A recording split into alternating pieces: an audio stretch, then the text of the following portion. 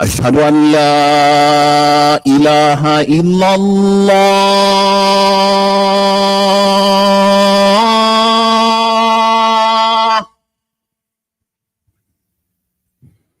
أشهد أن لا إله إلا الله.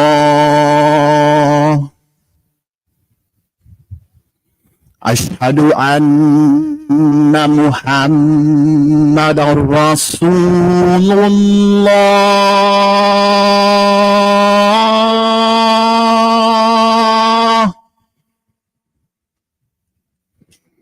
أشهد أن محمدا رسول الله.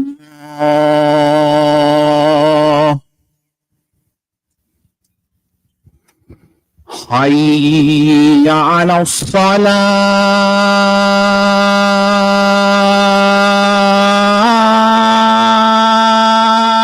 الصلاة. حي على الصلاة.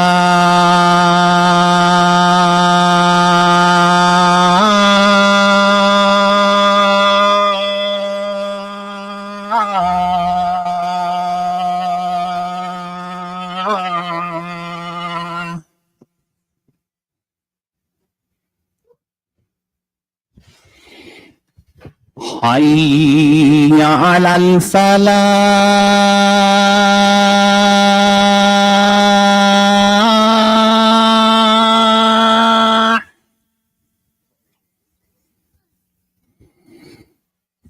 حي على الفلاح.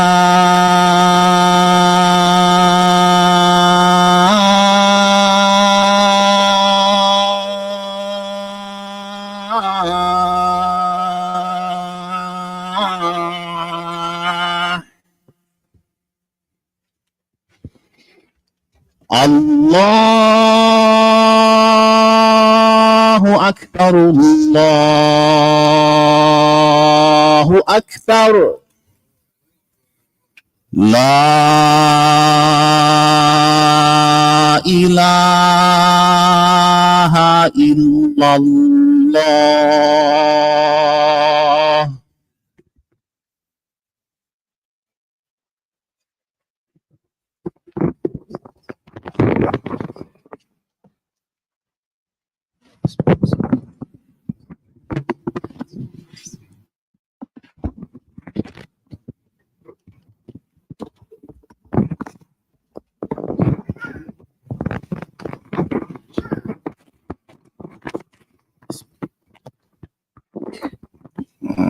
All this stuff. All right. إن الحمد لله نحمده ونستعينه ونستغفره ونعوذ بالله من شرور أنفسنا ومن سيئات أعمالنا. من يهد الله فلا مضل له ومن يضلل فلا هادي له.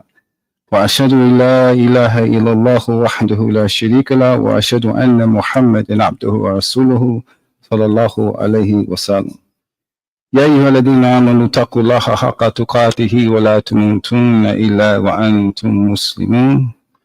يا أيها الناس اتقوا ربكم الذي خلقكم من نفس واحدة وخلق منها زوجها وبث منهما رجالا كثيرا ونساء واتقوا الله الذي تساءلون به والأرحام إن الله كان عليكم رقيبا.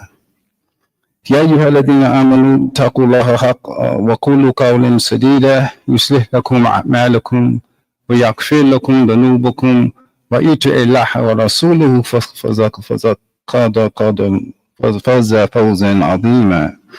فإن أصدق حديث كتاب الله تعالى وخير هدي محمد صلى الله عليه وسلم وشر الأمور محدثاتها وكل محدثة بدعة وكل بدعة ضلالة وكل ضلالة في النار. Dear believers, first of all, I want to just thank Allah subhanahu wa ta'ala for being here and for all of us being here during this beautiful month of Shahr Ramadan. I want to start off by us just thinking about for a second, just to make a dua. And you can make it yourself for those who couldn't make it for whatever reason, those who passed away en route of Ramadan, some that you know who are sick, some those you know who are struggling, and some those you may not even know of. Just make a dua for the Ummah in general. Because this particular month, your dua has even greater weight than it does in other months. So you want to make sure you utilize that benefit for yourself, but also for your family and from the community in general. Many of us started Ramadan in prayer, and we are so grateful to Allah subhanahu wa ta'ala to be here and living through this month of Ramadan right now. One prayer is Allahumma sallamni ila Ramadan.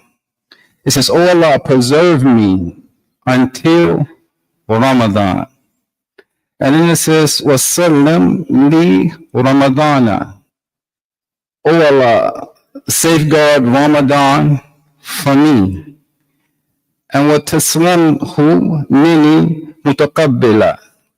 Receive my deeds with acceptance.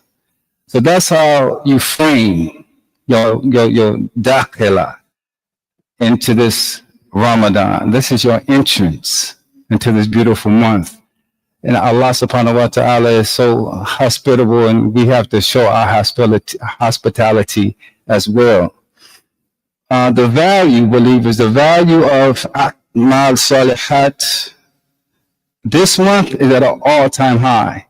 If it was on the stock market, if your good deeds was on the stock market, y'all all to be buying or trying to sell them to get the profit, because they wasn't the same value before as they are the high value that they have right now in Ramadan. You'll be trying to cash them in. This is the moment when you say, Tajada ma'Allah. This is a time to do business with Allah subhanahu wa ta'ala. And there's no better business transaction that you could do, because it's guaranteed return, because the promise of Allah subhanahu wa ta'ala is true.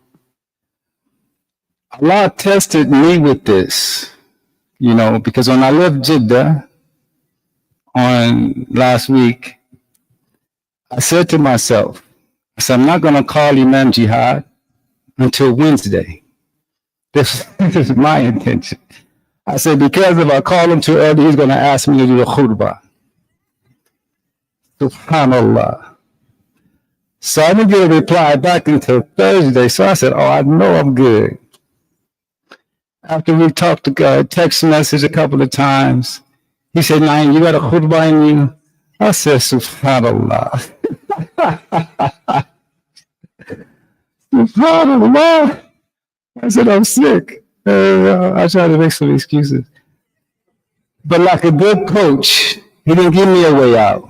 He's a good coach because he knows my pedigree. He knows I've been trained for this. And I can't really, make an excuse to my imam. So I said, relax, I got it. Because I understood that he was just a vessel, but the real invitation came from Allah.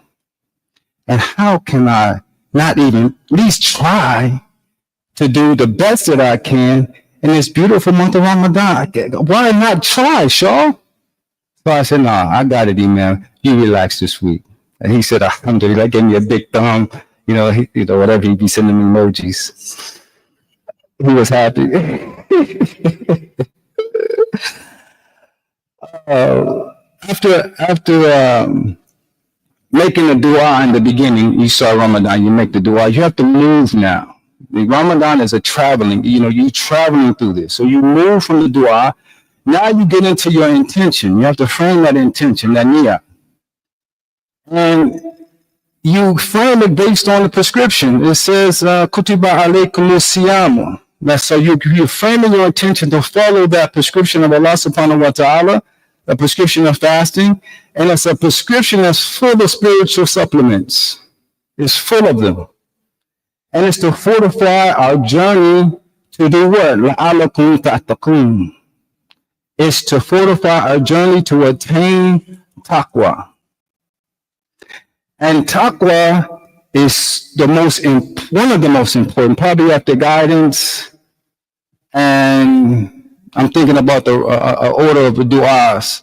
So normally guidance comes before taqwa, but after guidance, taqwa got to be right there as one of the most precious gifts that we can have as a human being. I'm not even going to say just as a Muslim, as a human being, taqwa is that it. Why I say that? It says, Inna akramakum indallahi atqakum. It says, verily the most honored of you, the best of you, with Allah are those who have the most taqwa. Yeah, you heard that? She said, yeah.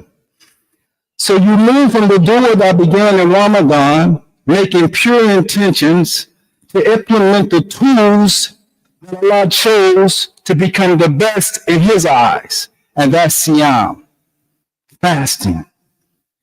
Maintaining the right intention in Ramadan is key. You got to renew and revive your intention on a daily basis. One time in the beginning, daily renew them. Oh Allah, I'm seeking your pleasure. I'm trying my best to avoid what you don't like. I want to finish this month the best I can. Every morning, every evening, every thinking moment, renew those intentions. With imanan wa ihtisaban, with faith, imanan, ihtisaban, with high expectation, Allah is going to give you what you're asking for. You're asking the creator of all mankind, the Lord of all the worlds. He can do what He said He can do. And it says that you also have to iman that this fast is an arkan min al-Islam, that it is part of faith. And I say that because it's a spiritual subscription from Allah. It's not from the Prophet. It's not from an imam. It's not from a sheikh. It's from Allah subhanahu wa ta'ala. And when your heart embraces that level of certainty, guess what? It opens up with no restrictions. So you can get all that medication. We have to fully embrace it. And when you do that, it's like, when you at the high dive, when you see the water down there, you just do a dive right in the Ramadan. Don't even worry about swimming. I know some of y'all can't swim. Don't worry about it. You ain't gonna drown, you just dive in the Ramadan like that. Full of submission though. You can wear Ramadan clothing, but it's not enough to improve your conduct. I can wear the clothes that I want to wear, but it doesn't guarantee that I'm going to have the right behavior. You can wear all the hijabs you want, but it's not going to guarantee, sister, that you're going to have the right behavior. But with our modest dress and Ramadan in us, our heart, then that's when we can display the best speech, that combination, and the best behavior and the best conduct. It was a story I remember with two Muslim brothers was about to go at it in Ramadan. And the blessing was a couple of OGs came, Muslim OGs, that was well respected and offered some advice. And after the advice was listened to, you could see the Ramadan effect that it was having, the influence it was having on the two brothers, because it was just a misunderstanding going wrong. But a Ramadan made it go back right. And the redness of the eye changed to whiteness. The ball fist became open. The body language became correct. And right where there was about to be enemies, they embraced like brothers. And that's the power of Ramadan, when it enters your heart. Believers, 2 weeks are gone. You ain't gonna get them back. Brother just dropped his head like that. They gone. And some of us are tasting the sweetness of Iman. Halawatul Iman. And we're tasting the sweetness of Ihtisama or Ihtisaban. And some of us are not quite tasting the sweetness of Ramadan.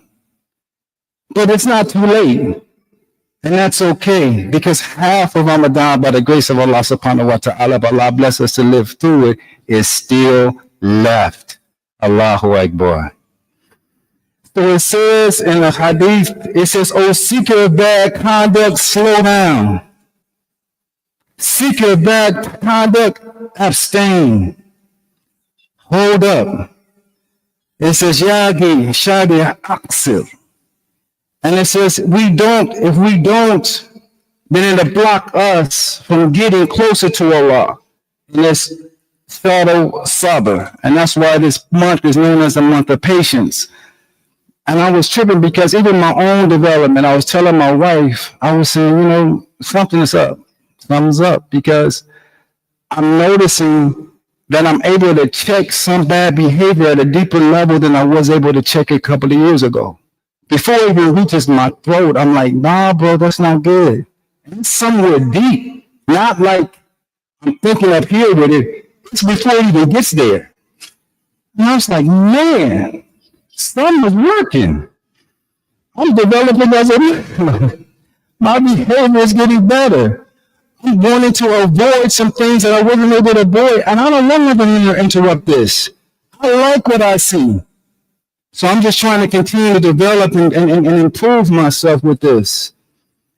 Hisab is having high expectation of the reward from Allah subhanahu wa ta'ala. And it increases your confidence and hope, and it helps us push away distractions. Because we don't want nothing to interrupt that, because Allah subhanahu wa ta'ala says, we was consumed before Ramadan, but after, right now, we can reduce that consumption. It says, فَأَيِّ صَائِمٍ أَعْظَمُ أَجْرًا. Prophet was asked this question. And he says, who from those who are fasting receives the greatest reward? It says that أَكْثَرُهُمْ ذَكْرًا لِلَّهِ. Those who remember Allah the most. So you want the best, you want to be one of the best faster, then you will have to be the one that remembers Allah the most. In your car, La hawla wa la quwwata illa billah. La ilaha illallah. Hold up, brother. I'm doing some dhikkers. Whatever the case may be. And they don't have to know you're doing it. You just, handling it. Those who remember Allah the most. And it says that Siyam Ali, that fasting is for me, Allah says in Hadith Qusi. Fasting is for me. Can you believe that? Like something I'm doing is for my Lord. It's for you, Allah. What I'm doing is for you. That has to mean something. It says, Ana bihi, and I shall reward it. This is the month all your struggle, believers, all your pain comes with a great reward.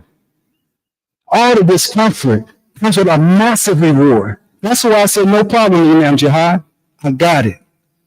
I could not afford to have those blessings just pass away, and I may not get an opportunity again.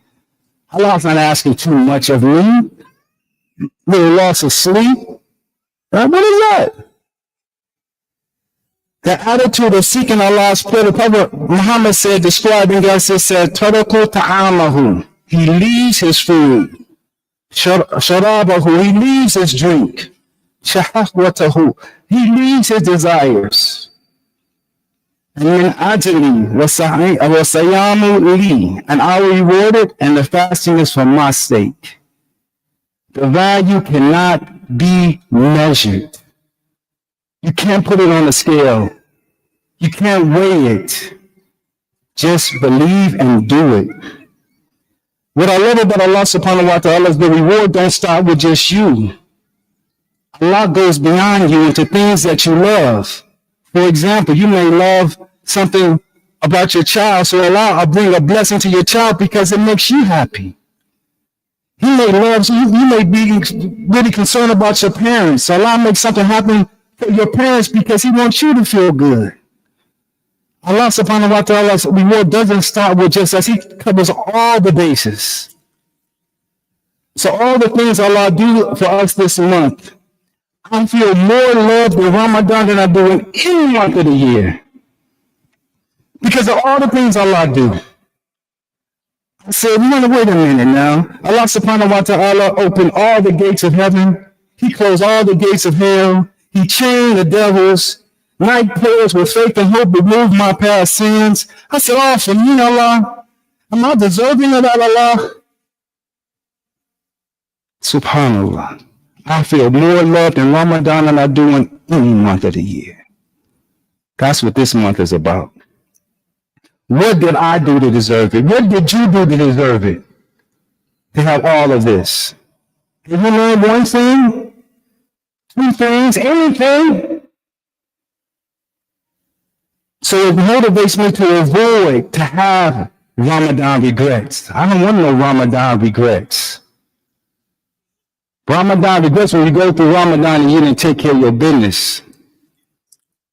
You got distracted. Something became more important than your creator. You'd rather go party than go pray. Don't leave Ramadan with Ramadan regrets. It says, Hurimun khayraha faqat hurimun. And it says that whoever is deprived of the goodness of Ramadan has been completely deprived. The greatest blessing of this month is the deliverance and the descendants of the Quran. I done talked about all that other stuff, and I just dropped this. Can you believe that? Taqwa cannot be obtained without knowledge of the Quran. It cannot be obtained without a strong relationship with the Quran. It's not happening. Because taqwa is obeying Allah based on the Quran and the Sunnah. It's avoiding actions that are displeasing to Allah subhanahu wa ta'ala and the Prophet sallallahu based on what? The Quran. And it's a repeated practice that we do this month, a repeated practice of tamsik and taruq. It's this restraining and this leaving for the sake of Allah, this going back and forth. That's what is generating this taqwa in our heart when we're doing it for Allah's sake. This is an exercise. Every minute I'm stopping something for Allah. Oh, I'm engaging something for Allah. And you have no idea what's going on up in here. Something is growing up in there. And that's why Jibreel alayhi salam visited Prophet Muhammad sallallahu alaihi wasallam during this time of Ramadan. These are the last moments, believers. These are the best moments of our life. If you're alive right now, this is your best moment of your life. Don't take it for granted. I'm not just saying it to say it. I wouldn't do that. This is our season. Everybody got their season, but you know the season for us, this is our season. This is our time. This is better than March Madness. Look at the name, March Madness. This is better than the playoffs. This here is Shahar Mubarak, the month of blessings. Allah subhanahu wa ta'ala. I do not want to go get in the way of Allah working on me. I don't want to get in the way. I want to avoid any Ramadan regrets. And that's why it says, whoever is saved from the stinginess of his own soul, it is those who will be successful.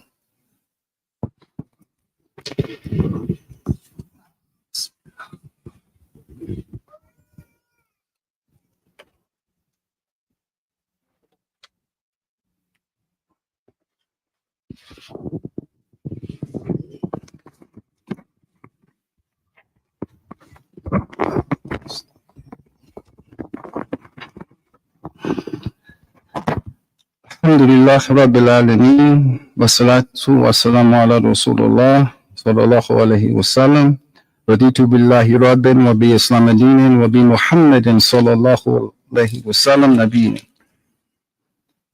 Believers, we have to understand that this is a great gift, this gift of taqwa, and this is why Prophet Muhammad sallallahu alayhi wa sallam used to ask for this in salat. He would say, Allahumma inni as'aluka al-huda wa-taqa wa-tuqa wa-afa wa-ginni. It says, "Oh Allah, I ask you for guidance, I ask you for taqwa, I ask you for wellness, and I ask you for self-sufficiency." And you see the order of those things. Ramadan is a journey to attain taqwa. It's a journey.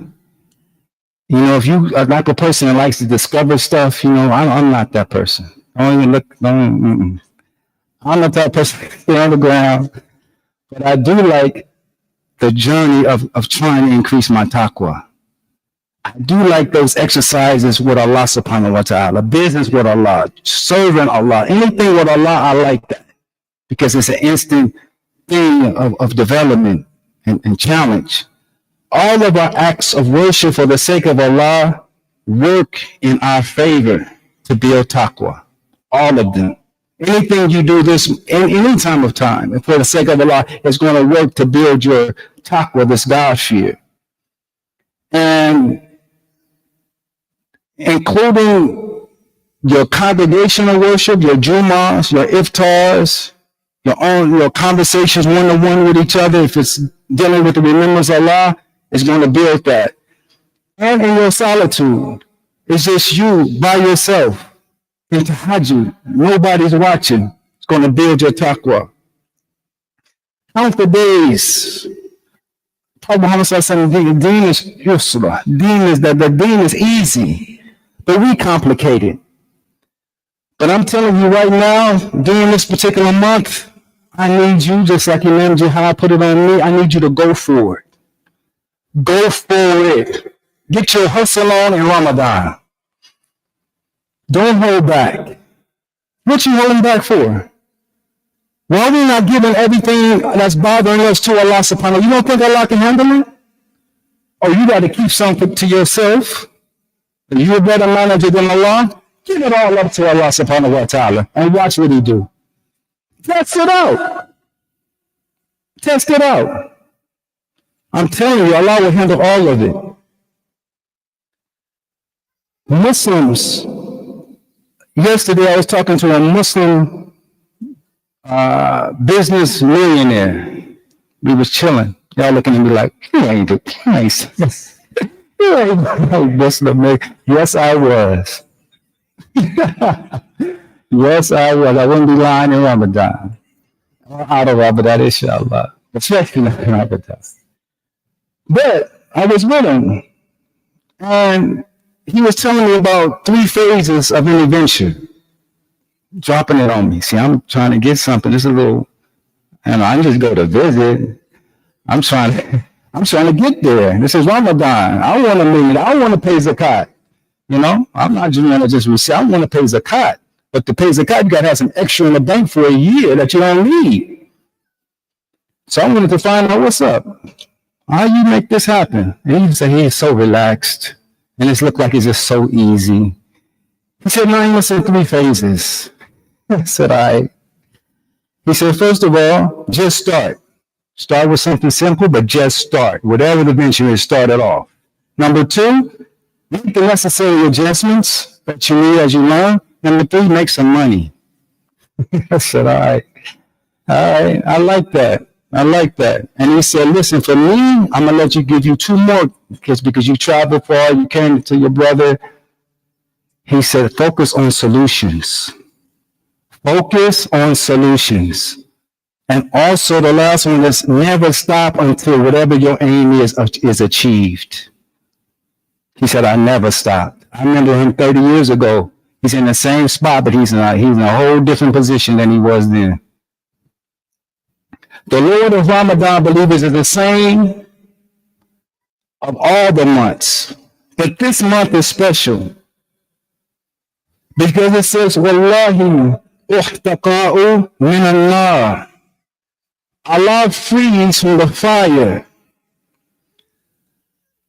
وَذَلِكَ فِي كُلِّ لَيْلَةٍ. He frees from the fire every single night in the nights of Ramadan. Every layla. Some of us may have the experience being freed from prison, freed from a jail. You know how that made you feel.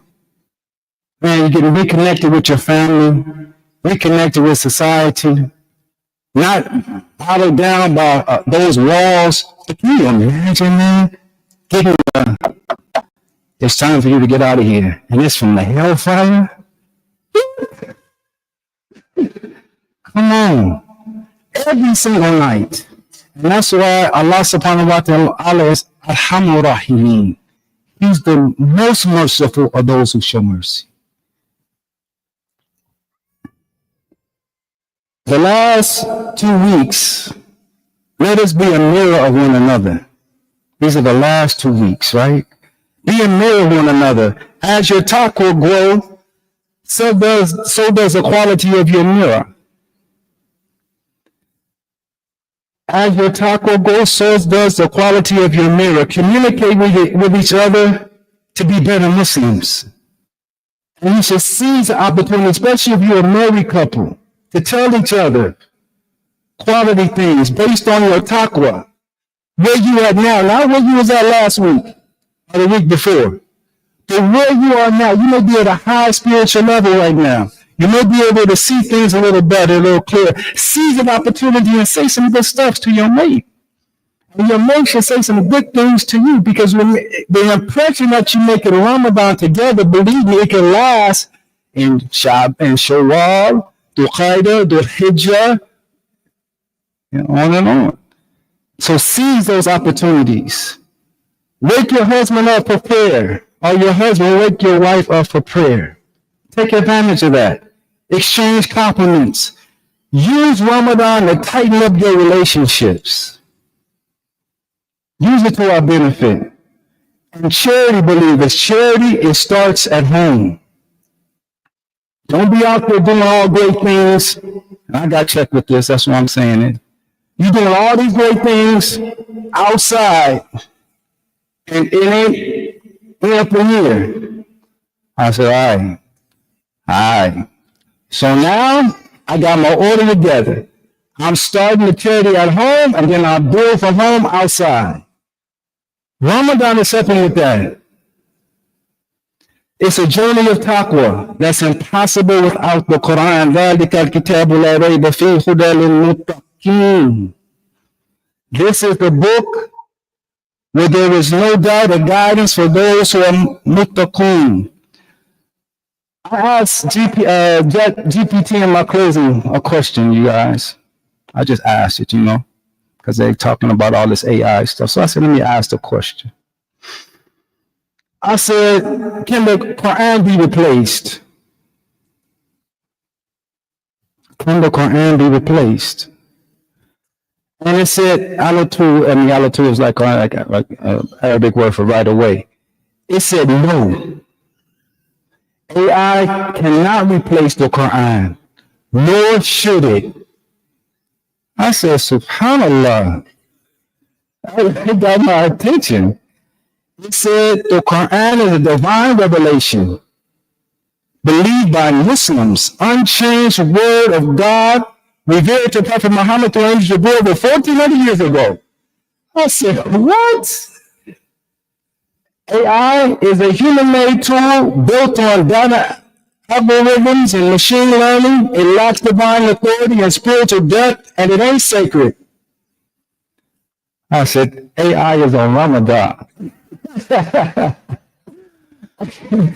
AI right here is fasting. It said, but what I can do, it closed out. It tell you what it could do. It said AI can assist Quranic studies. I can assist translating and summarizing and analyzing and memorizing. I can create some learning tools. But I can never, ever become the Quran itself. SubhanAllah. I think we're on to something. And I know we're on to something. The Quran, subhanahu wa ta'ala, has landed this thing on this particular month, and we are celebrating that revelation, and we just got to hold on to it like we are holding on to it for our life. It says, مَا سَلَكُمْ فِي سَقَرَ. What caused you to enter hell? Is a question in the Quran posed in Surah Al-Mudaththir. And it says, in Ramadan, we know all the gates of hell are closed, and that there was a change, and the reply was, قَالُوا لَمْ نَكُنْ مِنَ الصَّالِينَ. They will say we were not of those who used to offer salat. And I see none but praying people in here. Allahu Akbar. Stay on your salat, stay on your qiyam, stay on your tahajjud, stay on your talatul tahawee. All that is a path to Jannah. You'll be known by Ahlus Salah, the family or the people of prayer. And they would say, وَلَا نَقُمْ نُطْعِمُ الْمِسْكِينَ, and we used to not feed the poor. Dear believers, for the past 25 years, the Foundation and the Coalition Preserving the Dignity has provided service to those in need in LA and beyond for the 25 Ramadans. Can you believe that? 25 Ramadans consecutively? SubhanAllah. And I thank Allah subhanahu wa ta'ala first. I thank Imam Sadiq. I thank Papa Shaw, I thank Big Umar, all the people who allowed us to reach this particular place.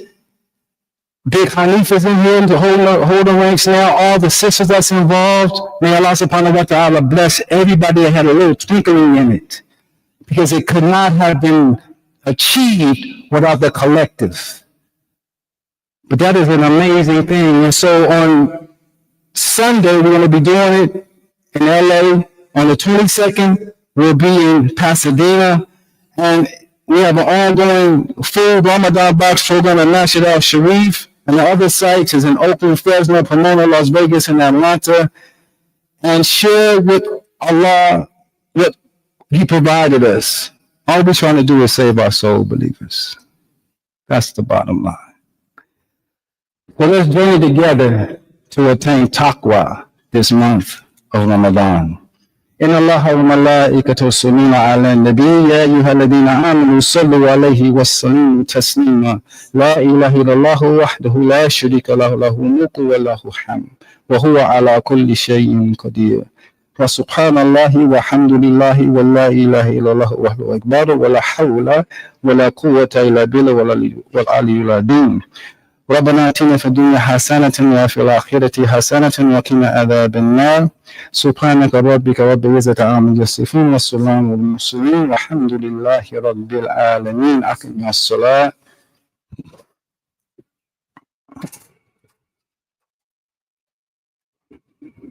الله أكبر الله أكبر الله أكبر الله أكبر.